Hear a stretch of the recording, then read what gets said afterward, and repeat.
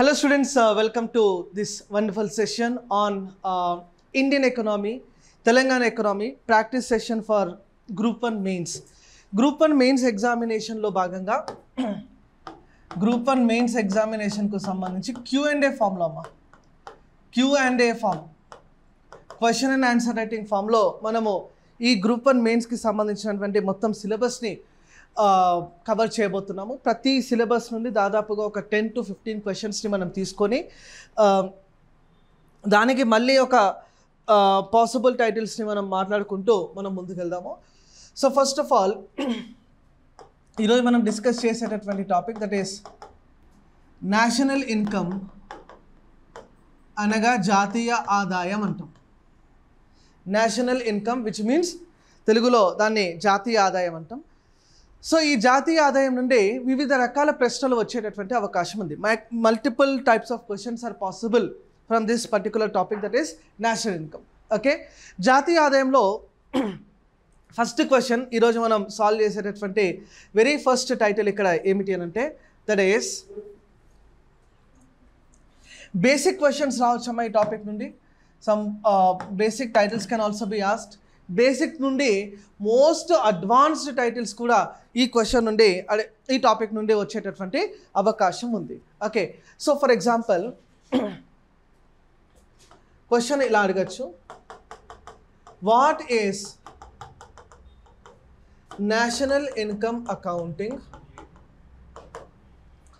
What is national income accounting? Explain the precautions to be taken while calculating national income. జాతీయ ఆదాయం అంటే ఏమిటి? For example first question, జాతీయ ఆదాయం అంటే ఏమిటి? జాతీయ ఆదాయ లెక్కింపు సమయంలో తీసుకోవాల్సిన జాగ్రత్తలను వివరించండి అంటారు. What is national income accounting? Explain the precautions to be taken while national income accounting. జాతీయ ఆదాయం అంటే ఏమిటి? జాతీయ ఆదాయ లెక్కింపు సమయంలో తీసుకోవాల్సిన జాగ్రత్తలు ఏమిటి? సో ఇక్కడ క్వశ్చన్లో రెండు పార్ట్స్ ఉన్నాయమ్మా.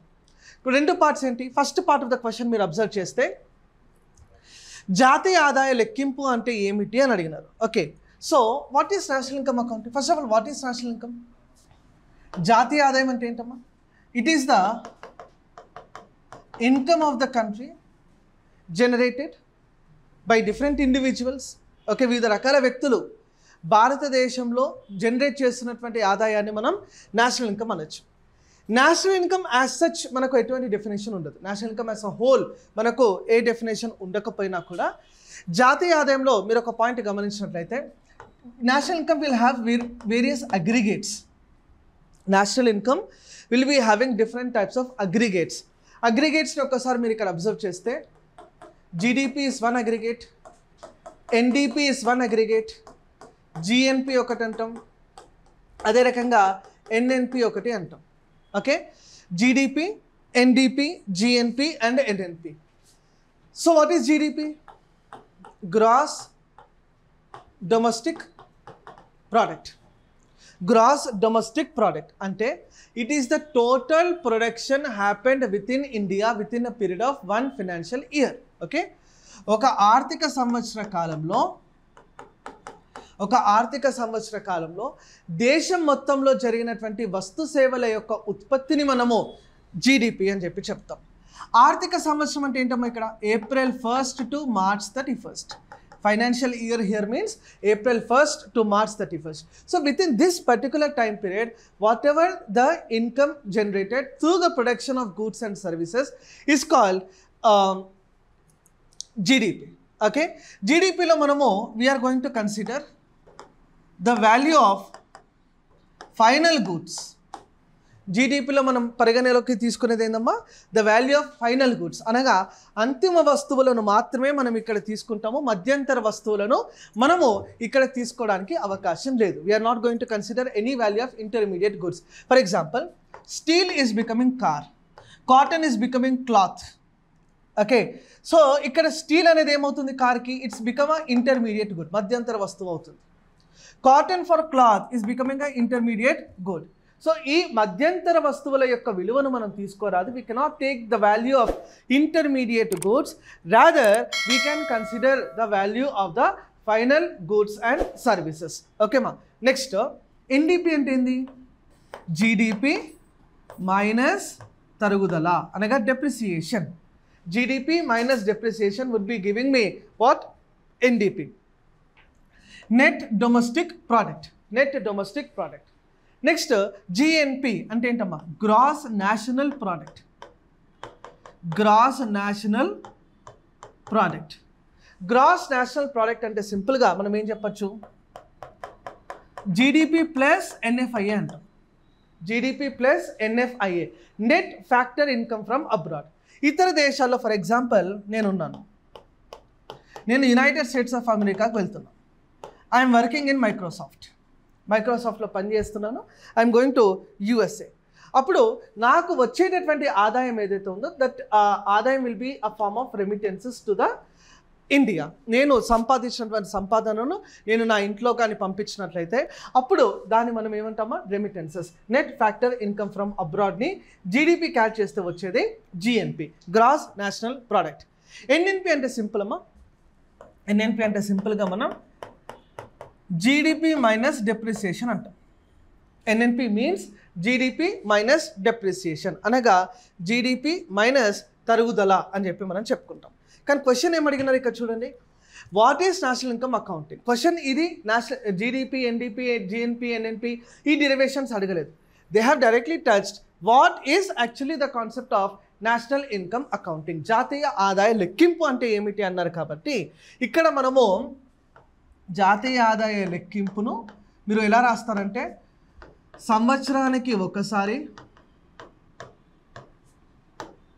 ఎంఎస్పిఐలోని ఎన్ఎస్ఓ నిర్వహిస్తుంది అని రాయాలి. Okay. The national income accounting will be done once in a year. The national income accounting is done once in a year by NSO under Ministry of Statistics and Program Implementation.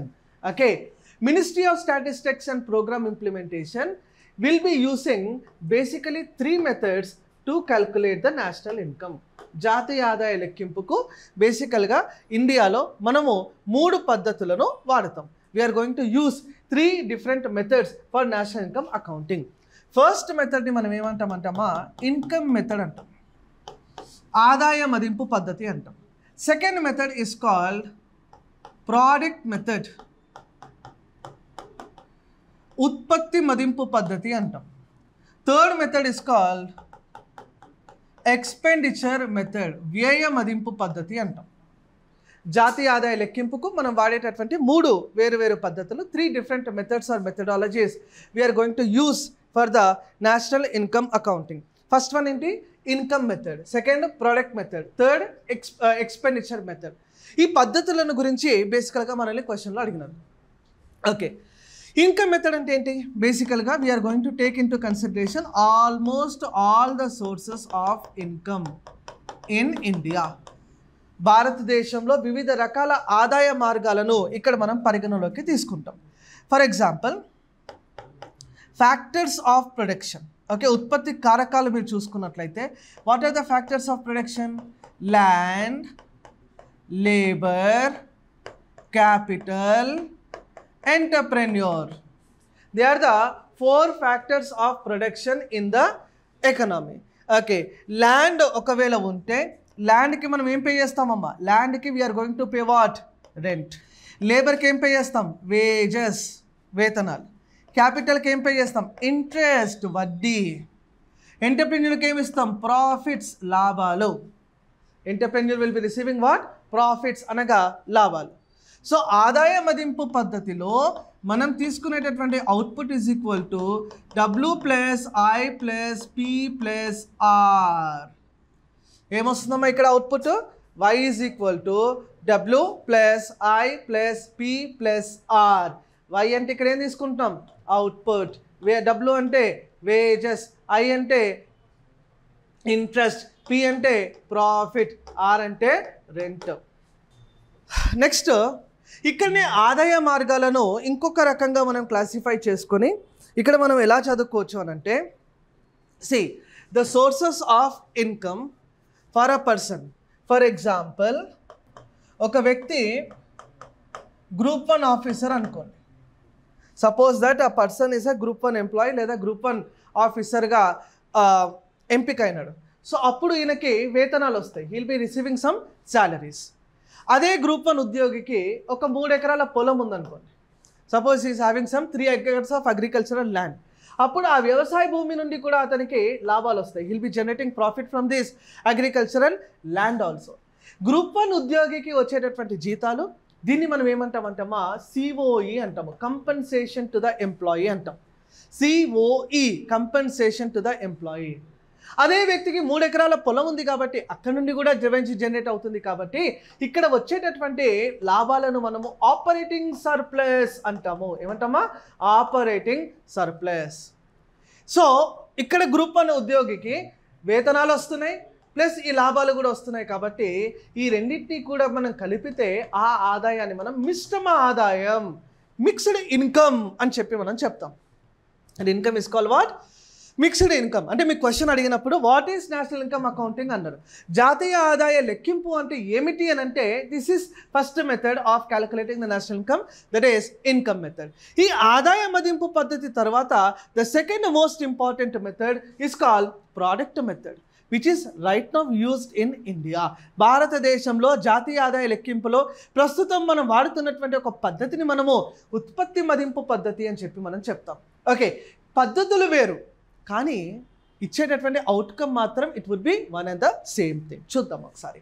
Product method అంటే ఏంటంటే production. You are going to take what? Production. For example India ఉందనుకోండి. ఇండియాలో ఒక్క wheat production మాత్రమే జరుగుతుంది అనుకోండి. Suppose భారతదేశంలో ఒక్క గోధుమ ఉత్పత్తి మాత్రమే జరుగుతుంది. There is no other thing. Paddy లేదు, కాటన్ లేదు, ఆటోమొబైల్ లేదు, ట్రేడ్ లేదు, nothing we have, only we are producing wheat. ఒక సంవత్సర కాలంలో 1000 kgs గోధుమను ఉత్పత్తి చేస్తాం. అదే సంవత్సరంలో ఆ గోధుమను ఒక 10 రూపాయలకు మనం విక్రయించాం. We have sold that wheat at ₹10 per kg and we have produced 1000 kgs of wheat. అప్పుడు అవుట్పుట్ ఏమవుతుందన్న? Y is equal to output ఏమవుతుంది? సింపుల్, 1000 into 10 అంటే 10,000 రూపీస్. ఇది 10,000 రూపాయలు. చూస్తేనే అర్థమవుతుంది. అంటే మీరు ఏం చేస్తున్నారు? Output is equal to 1000 kgs అని అంటే ఇది క్వాంటిటీ, 10 రూపాయలు అంటే ఇది ధర. మీరేం ఫార్ములా కనుక్కున్నారు ఇక్కడ?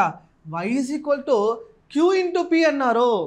Q into P ఫార్ములా మీరే కనుక్కున్నారు. మీరందరూ కూడా ఎకనామిక్స్ ఆన్సర్స్ రాసేటప్పుడు ఒక ఆర్థికవేత్తలాగా ఫీల్ అయిపోవాలి. అప్పుడే మీకు ఆ ఫ్లో అన్నది వస్తుంది. ఓకే, సో ఇక్కడ formula derived is Y is equal to P into Q. So product మెథడ్లో మనం ఏం తీసుకుంటాం? Y is equal to P into Q. కానీ ఒకే వస్తువు తయారు చేస్తామా? కాదే. ఇండియాలో వీట్ ఉంది, రైస్ ఉంది, షర్ట్స్ ఉన్నాయి, ఆటోమొబైల్స్ ఉన్నాయి, సిమెంట్ ఉంది, టెక్స్టైల్స్ ఉన్నాయి, lots of things are there. అందుకోసమే ప్రోడక్ట్ మెథడ్కి అడ్వాన్స్డ్ ఫార్ములా మనం ఏం తీసుకుంటామంటే Y is equal to P1Q1 plus P2Q2 plus P3Q3 plus so on up to PNQN. Y is equal to P1Q1 అంటే first good, P2Q2 అంటే second good, P3Q3 అంటే third good, so on up to PNQN అంటే nth good. అక్కడి వరకు మనం తీసుకుంటాం. So ఈ formula మీరు ఎగ్జామినేషన్లో మెన్షన్ చేయాలి. మెన్షన్ చేయడంతో పాటుగా what you are going to do is ఈ పద్ధతిని మనము జీవీఏ పద్ధతి అని కూడా అంటారని రాయాలి. This method is also known as the GVA method. GV అంటే ఏందన్నా? జీవీ అంటే gross value added. GVA meaning is gross value added. Gross value added. Gross value added అంటే ఫర్ ఎగ్జాంపుల్ చూడండి. Suppose in India we are going to consider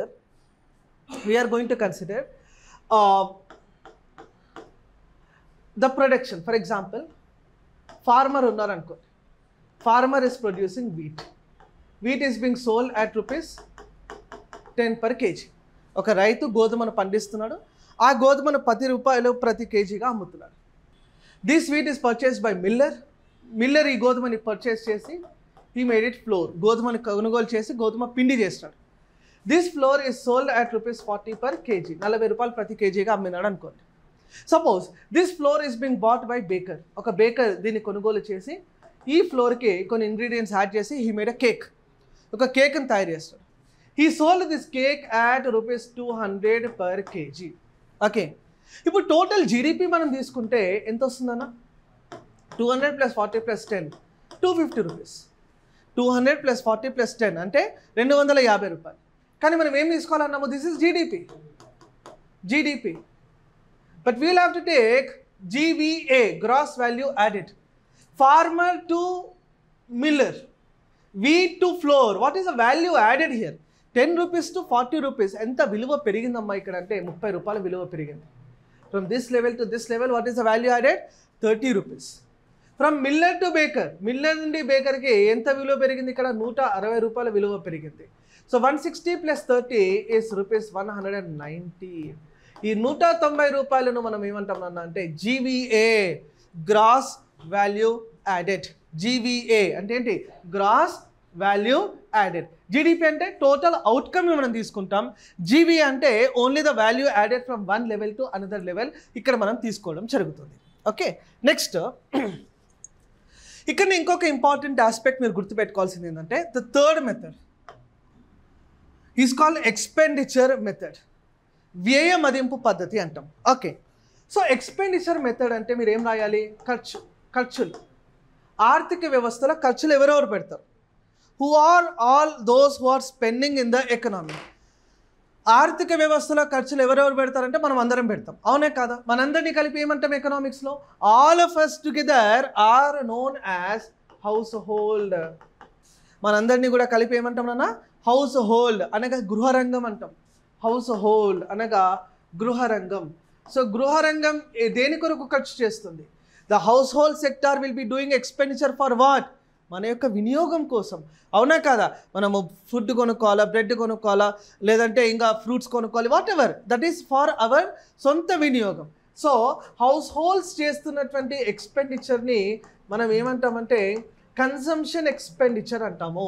that is the వినియోగపు ఖర్చు. House holds will be doing the consumption expenditure. Next expenditure will also be done by the industries, అనగా పరిశ్రమలు కూడా ఆర్థిక వ్యవస్థలో ఖర్చులు పెడతాయి. పరిశ్రమలు దేని కొరకు ఖర్చు పెడతాయి అంటే industries will be doing expenditure for their creation of new asset, పెట్టుబడుల కోసం, వాటన్నిటి కోసం వాళ్ళు ఖర్చు పెడుతూ ఉంటారు. అందుకోసమే ఈ ఖర్చును మనము ఇన్వెస్ట్మెంట్ ఎక్స్పెండిచర్ అంటాము, పెట్టుబడి ఖర్చు అంటాం నాన్న. Investment expenditure, the expenditure which is done by the industries is known as the investment expenditure, పెట్టుబడి ఖర్చు అని చెప్తాం. ఈ ఇన్వెస్ట్మెంట్ ఎక్స్పెండిచర్లో మనం రెండు రకాల ఎక్స్పెండిచర్స్ చేయొచ్చు. One is the component of creating a variable capital and the another one is to create a fixed capital. Variable capital కూడా క్రియేట్ చేయొచ్చు, ఫిక్స్డ్ క్యాపిటల్ని కూడా మనం క్రియేట్ చేయవచ్చు. ద వేరియబుల్ క్యాపిటల్ క్రియేట్ చేసే ఈ కాంపనెంట్ని మనము gross domestic variable capital formation అంటాం. వేరియబుల్ క్యాపిటల్ అంటే something which is changing from time to time. Labour మీద, రా మెటీరియల్స్ పైన ఏదైతే మనం ఖర్చు పెడతామో వేరియబుల్ క్యాపిటల్ అంటాం. దాన్ని ఏమంటాము? Gross domestic variable capital formation, GDVCF అని అంటాము. ఫిక్స్డ్ క్యాపిటల్ పైన కూడా మనం ఖర్చు పెట్టచ్చు, దాన్నే మనం gross domestic fixed capital formation అంటాం. స్థిర మూలధనం అంటాం. ఒక బిల్డింగ్ పైన ఖర్చు పెట్టడం, ఒక భూమిపై ఖర్చు పెట్టడం, అవన్నీ కూడా which kind of a capital? Fixed capital, gross domestic fixed capital formation. Next ఆర్థిక వ్యవస్థలో ఖర్చులు ఇంకా ఎవరు పెడతారంటే government will also be spending in the economy. Yes or no? Government దేని కొరకు స్పెండ్ చేస్తుందమ్మా? స్కీమ్స్ ఇవ్వడం కోసం, వెల్ఫేర్ ఇవ్వడం కోసం, సబ్సిడీస్ ఇవ్వడం కోసం, for the schemes, for the subsidies వేరే టైటిల్ మనం తర్వాత మాట్లాడదాం. భారతదేశంలో వివిధ రకాల రాయితీలు అన్నటువంటి టైటిల్ మనం తర్వాత సాల్వ్ చేస్తాం. సో ప్రభుత్వ ఖర్చులు. Next it can be on development also, it can be on welfare also. Next we are going to do the spending with the rest of the world. ఇతర ప్రపంచంతో మనము ఖర్చులు నిర్వహిస్తాము. రెస్ట్ ఆఫ్ ద వరల్డ్తో చేసేటటువంటి ఖర్చులను మనము బేసికల్గా ఫర్ ఇంపోర్ట్ అండ్ ఎక్స్పోర్ట్, ఎగుమతులు దిగుమతుల కొరకు మనం నిర్వహిస్తున్నటువంటి ఖర్చులమ్మ ఇవన్నీ కూడా. We are going to do the expenditure for import and export. Okay, so first of all ఇక్కడ ఫార్ములా జనరేట్ చేయాలి చూడండి. కన్సంప్షన్ ఎక్స్పెండిచర్ని I write it as C, investment ఎక్స్పెండిచర్ని I write it as I, government ఎక్స్పెండిచర్ని I write it as G, export and import డిఫరెన్స్ని మనం I can write it as X minus M. So formula ఏమొస్తుందన్న ఇక్కడ y is equal to c plus I plus g plus x minus m. Formula is y is equal to c plus I plus g plus x minus m. అంటే మీరు అదే రాయాలి చూడండి ఇక్కడ. So what are the 3 methods? నీట్గా రాయాలి ఎగ్జామినేషన్లో. 3 methods అని చెప్పి income method, product method, expenditure method. Income method formula ఏమొచ్చిందన్న y is equal to w plus I plus P plus R. Product method formula ఏమొచ్చింది? y is equal to p1 q1, p2 q2, p3 q3, so on up to pn qn. ఇది మనకు వచ్చినటువంటి ఫార్ములా. Expenditure formula ఏమొచ్చింది? y is equal to c plus I plus g plus x minus m. ఇది రాసి ఈ derivation రాసి గమనిక అని రాయాలి. నోట్ ఏమని రాస్తారంటే all the 3 methods give the same value of output approximately. ఓకేనా? All the 3 methods give the same value of output. 3 రకాల పద్ధతులు దాదాపు ఒకే అవుట్పుట్ని అందిస్తుంది అని చెప్పి ఇక్కడ మనం దీని గురించి రాయొచ్చు. That is almost the same output will be generated by the 3 methods in national income accounting. Okay, కానీ question 2 parts of the question ఉండిందమ్మా. First part of the question is what is national income accounting. Second part of the క్వశ్చన్లో మిమ్మల్ని అడిగింది ఏంటమ్మా ఇక్కడ? Precautions to be taken. Precautions to be taken, తీసుకోవలసిన జాగ్రత్తలు అని అన్నారు. ప్రికాషన్స్ టు బి టేకెన్ అన్నారు కాబట్టి అక్కడ మీరు ప్రికాషన్స్ని కూడా నీట్గా అడ్రస్ చేయాల్సినటువంటి అవసరం ఉన్నది. ఫస్ట్ ప్రికాషన్ ఇక్కడ మీరు తీసుకోవాల్సింది ఏంటి అని అంటే no double counting. No double counting.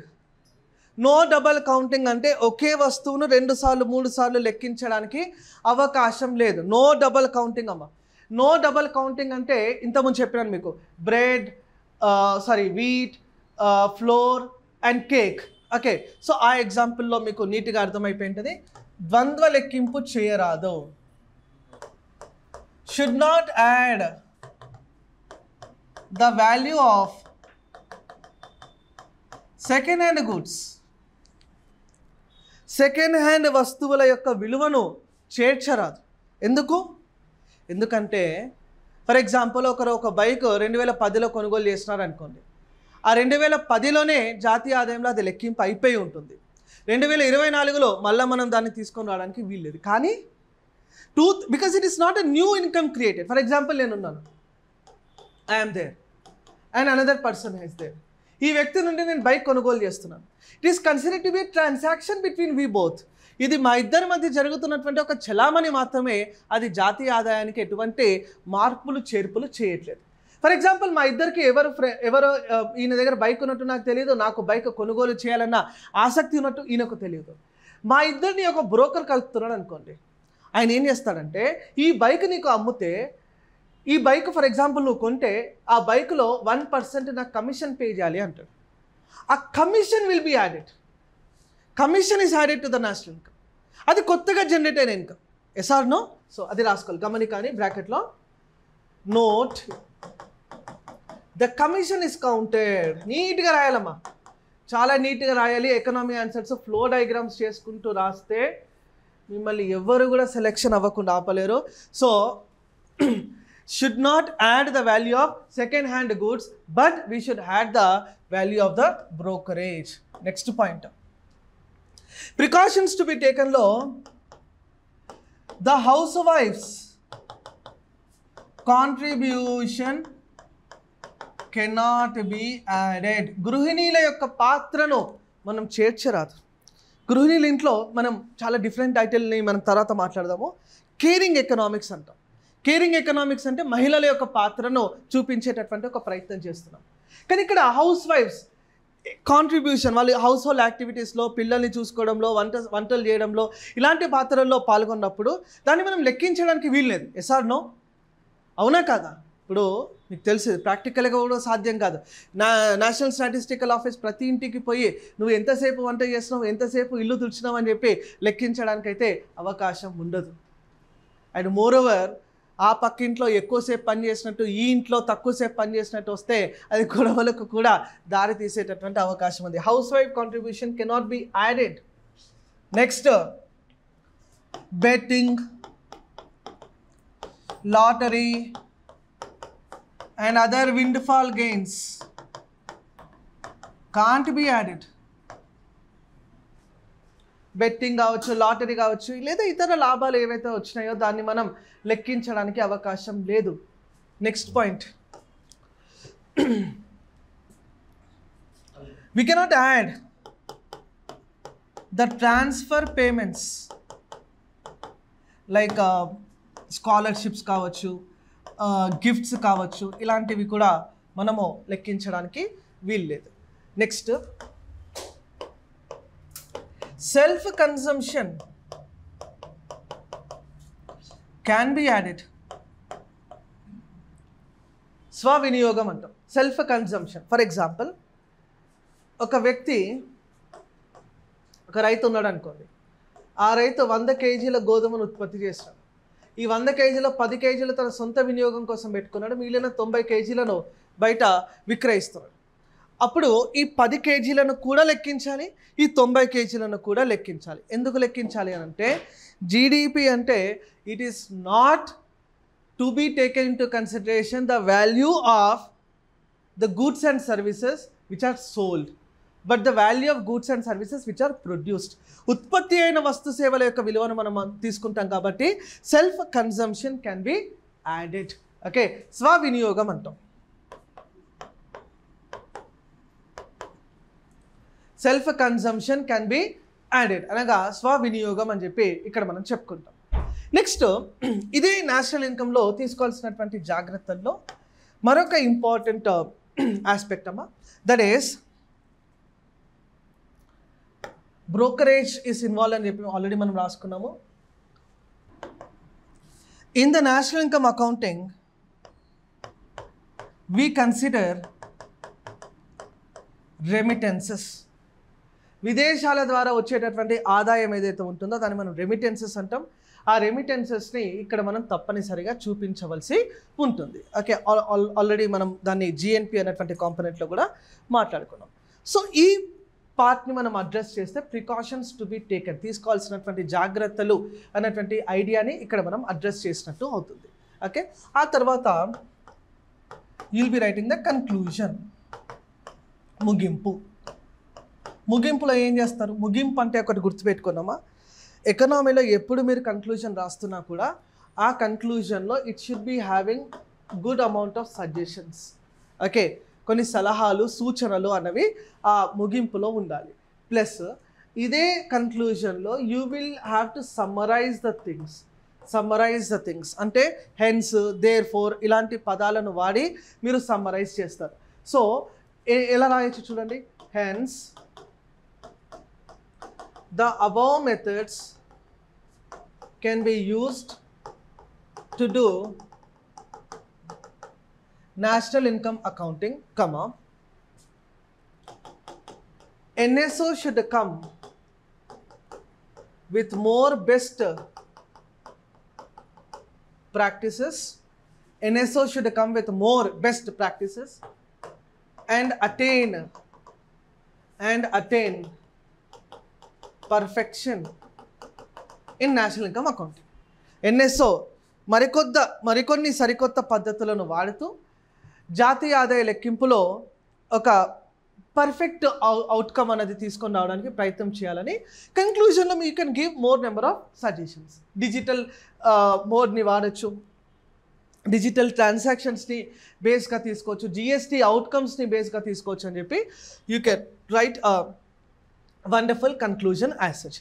So ఈ క్వశ్చన్ని for example national income accounting అంటే ఏంటి, తీసుకోవాల్సినటువంటి జాగ్రత్తలు ఏమిటి అనేటువంటి క్వశ్చన్ వస్తే ఇలాంటి ఆన్సర్ రాస్తే you will be safe enough. Clear all of you.